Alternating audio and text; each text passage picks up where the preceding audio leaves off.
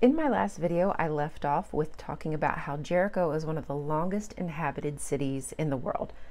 Not the longest, but one of the longest. And yes, there were some intermittent times where it was not inhabited, and that's probably due to things like famine, earthquakes, drought, etc.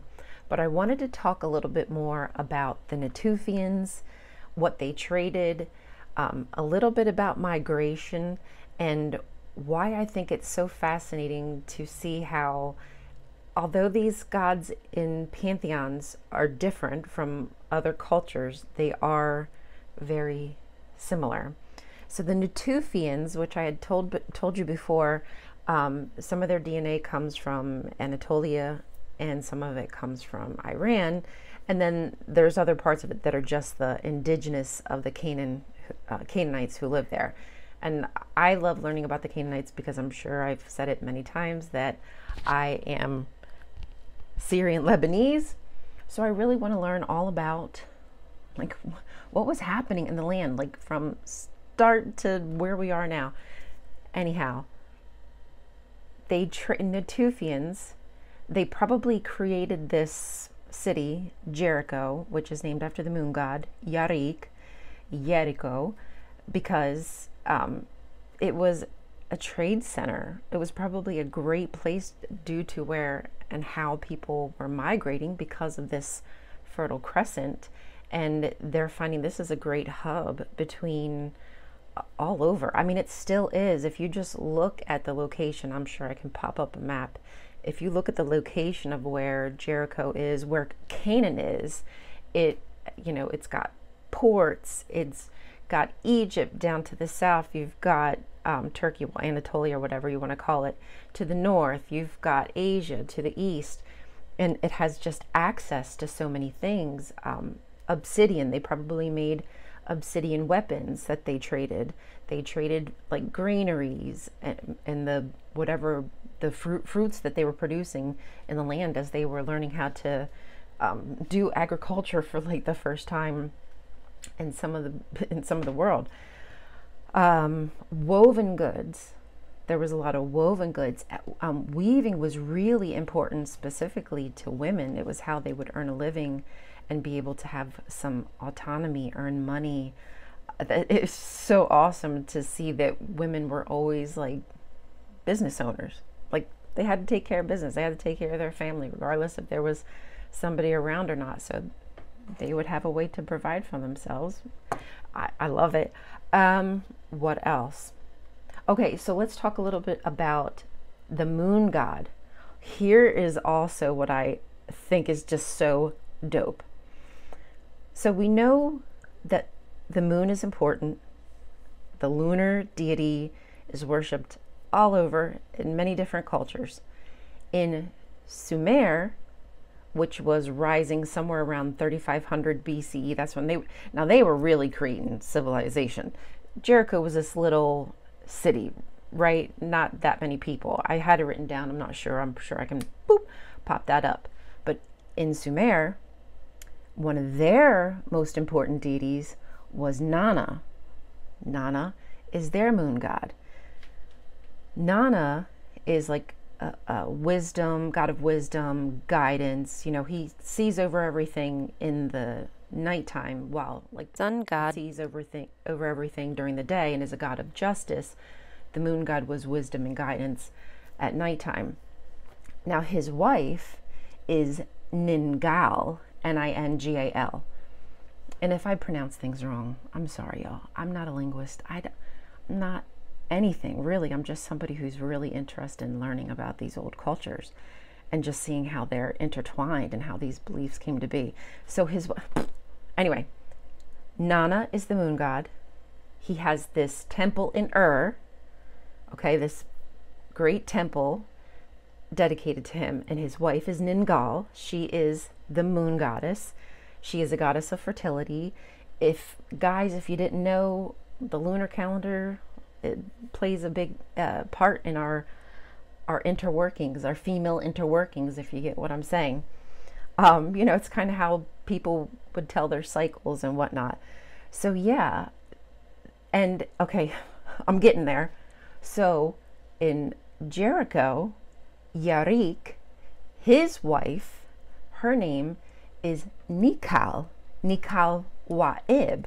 So in Sumer, it's Ningal, but in Jericho, where in Canaan, the Canaanite pantheon, it's Nikkal Wa'ib. So it sounds similar. Whatever reason, I don't know why that Nana doesn't sound anything like Yarikh. Nana had many different names. All these gods had many different names in their own little cultures. And the way they were worshipped wasn't exactly the same, but I'm just trying to show you that their importance was the same in each of them. And for Nikkal Wa'ib, her name means fruitful and great lady. So she's the great lady, fruitful because she can help you bear fruit because she's a fertility goddess. And the name is pretty similar for Ningal in Sumer. Hers is the Great Lady. That's a common like moon nickname. Oh, this is why I think this is also all intertwined and kind of cool. So in the Bible, if you are all familiar with good old Abraham, he is from the city of Ur, and he travels up to Haran and settles there. Now, Haran was also a place that was like a moon god worshipping city. So it's really cool to see how these ancient stories just got migrated around through trade, through travel, through war, because of needing to find new like pastoral grounds for your animals that you're keeping. I forget what kind of animals, like gazelles, boar. Okay, don't quote me. I'm not going to talk about things I don't know because I'm just learning all this stuff. But anyway, like I said, I'm seeing how it all intertwines. So yeah, so no wonder we have these stories that are similar, and we know in what Bible book was it? Hold on. Joshua. In Joshua, this is what the Lord, the God of Israel, has said. Long ago, your ancestors, including Terah, the father of Abraham, and Nahor, lived beyond the Euphrates River, and they worshipped other gods. The Bible admits there's all these other gods. And these are, again, even though they're different gods, they really are like the same gods. Everybody's looking up and pointing up to their gods. So regardless if you could read, if you could speak the same language, you probably could recognize the symbols. You point. There's an understanding even when you don't have a common language and you don't have writing. You know, writing wasn't developed until like Sumer, some of the first places that we see it. Anyway, don't you all find that fascinating how it's all interconnected? And I think that was all I wanted to... Oh, you know what? Hi, Bubba. Are you okay? My puppy's in here. Puppy, what? Oh, all right. Somebody's at the front door. I'll be back. It was the wrong door. Anyway, what I wanted to add was a little bit about Yarikh and what we know about him as a moon god. So there are some tablets that were found in Ugarit that were unearthed on accident, and I've talked about them before. And they found so many cool stories, fertility cycles, and there's a story about Yarikh and his marriage to Nikkal, the Great Lady, and how he courts her and says that, you know, she's the most beautiful, she's the one that he wants to get married to, even though he's offered all of these other different great goddesses, some of them being daughters of the great Baal. And he refuses. He just wants to marry Nikkal Wa'ib. And they call upon the Kothara goddesses and their midwives that come down from the heavens, and they help people with fertility also. They help teach people how to have relations so that way they can have a baby. And then also when it's time to give birth, they also have incantations and potions and whatnot, you know, for labor, because it's painful. And also in case you hemorrhage, they have ointments and things for that. They have all kinds of stuff that they bring with them. So it's this whole like marriage ceremony, and it's probably sung at different marriages. And they, I forgot to tell you, it's a song, and it's a really beautiful song. I think I can put it in the background so you can hear it. If not, I know I have another video that I will tag where the song is in the background. And I won't get into explaining how there's music from 3,000 years ago. Because it's a little complicated, and I don't even quite understand it. But musicians who are very talented were able to take this one tablet and take the music on it and turn it into music of our time, something that would be played on a lyre back in ancient times.